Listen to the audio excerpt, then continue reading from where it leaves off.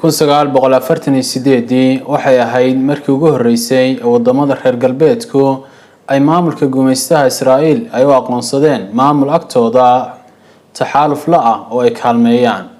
intii ka dambeysay wadamada kale Carbeed marar badan waxay isku dayeen halgan ay rabaan inay dib ugu xoreeyaan dadka reer Falastiin, waxaana ugu caansan dagaalkii 6 maalmood socday ee wadamada Masar, Syria iyo Urdun ay ku qaadeen Israa'iil.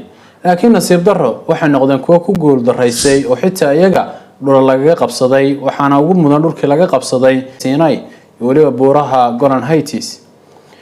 isla sanadka waxay Israa'iil isku ballaarisay dhulkii kale ee reer Falastiin iyagoo Qudus qabsaday iyo waliba qaybo kale oo kamid ah wadanka. 6 sano kadib wadamada Masar oo ay madax ka kala yihiin Anwar al-Saadaat iyo Xaafid al-Asad ayaa dib soo abaabulay dagaal ay rabaan inay dib ugu qabsadaan dhulkoodii laga qabsaday. intii ka dambeysay waxyaalaha ugu caansan ee ugu hiiliyeen Carabtu Falastiiniyiinta waxaa laga xusuustaa joojintii uu boqorkii Sacuudiga ee Fahad uu ka joojiyay inuu dhoofiyo wadamada reer galbeedka shidaalka ama naftiga. laakiin intii ka dambeysay Carabtu waxay ahaayeen kuwa si tamar darreynaya oo aan wax tallaabo qaadi karin iyagoo taxaaluf la yeeshay wadamada reer galbeedka kuwaas oo iyagu gacan siiyay Israa'iil.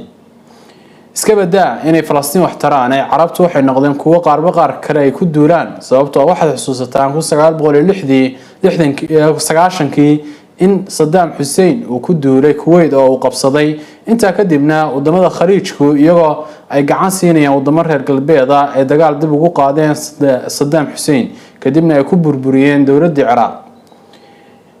waxaa intaa soo raaca 2011kii laga soo bilaabo xilligii kacdoonka guga Carabta wadamada Carabtu waxay u qaybsameen laba qaybood, reer galbeedku ay dusha ka ilaashadaan oo ay saldhigyo ciidan ku leeyihiin iyo kuwo la burburiyo sida Liibiya, Yemen, Syria iyo wadamo badan oo kale. daba Falastiin nasri kale ama cid kale oo hiilisa ma haystaan Ilaahay subxaanahu wa ta'ala mooyaane. Rabbi subxaanahu wa ta'ala cidu macaysa yahayna iyadun baa guuleysata, sababtoo Rabbi subxaanahu wa ta'ala wuxuu yiri falaa tahinu walaa tahzanu wa antum la'alawna in kuntum mu'miniin.